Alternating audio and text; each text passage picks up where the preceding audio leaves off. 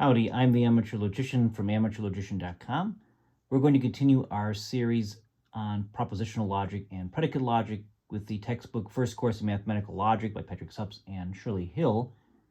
We're going to complete Chapter 4 on truth tables and then enter into predicate logic.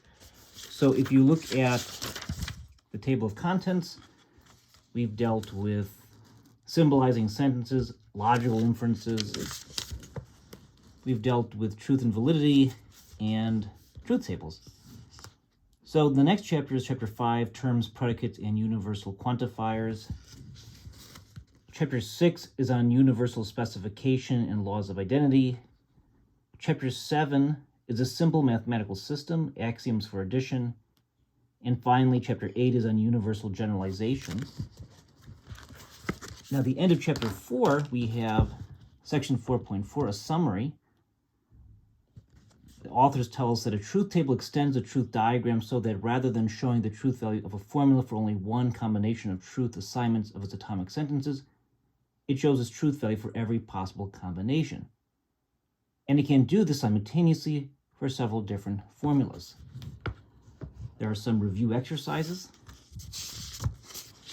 and there's also a review test, which you can do if you so choose. Now, we'll do a few problems here, just actually two. So let me do it this way. Okay, so for 4.4 summary, we're going to look at part A, number 3, and we're going to create a truth diagram for this proposition. So the proposition states, if not either the moon is made of green cheese or cows do not have 4 legs, then thin china dishes are easily broken if and only if spoons are used for eating food. So the first step is to symbolize this into propositional logic. Let's just assign the moon is made of green cheese as M. We'll have cows do have 4 legs as C. We'll have china dishes are easily broken as D. And finally, we'll have spoons are used for eating food as S. So we get this proposition here. We have not, parentheses, M or not C, close parentheses, arrow, D, if and only if S.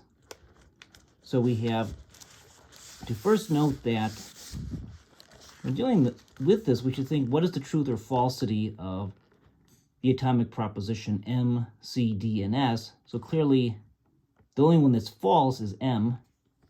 C, D, and S are true. So then we can create our truth diagram. So we're assigning M as false, C as true, D as true, S as true. And then we just go through this step by step.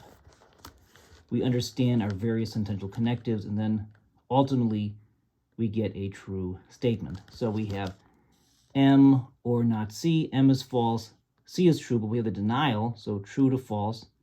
So we have false or false is false. We have a denial, so that false is turned into something that's true, and so on and so forth. And then eventually we should get something that is true. Now, number 2, for part B, we want to determine if this argument is valid or invalid using a truth table. So premise 1, we have if A then B and if A then C. Notice the parentheses there. And the second premise is not B or not C, and the conclusion is not A. So we create a truth table here. So we have the atomic propositions A, B, and C.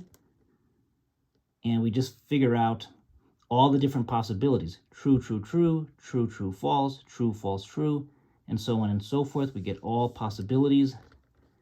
And then we work up. So we can think about, okay, not A, not B, not C. If A, then B. If A, then C.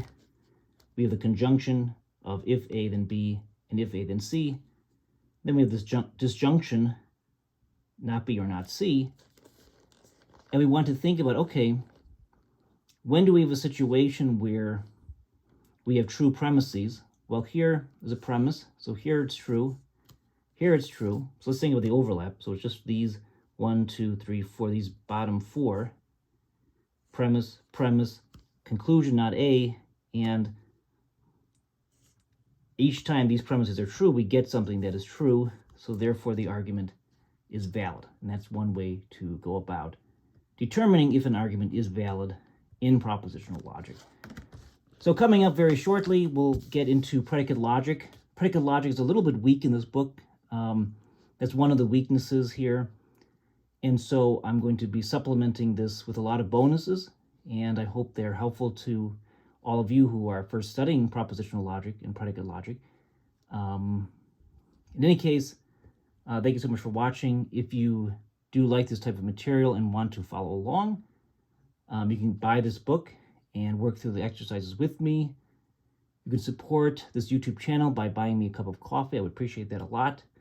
You can also sign up to my newsletter if you go to amateurlogician.com. In any case, thank you for watching and good studying. Good luck to you.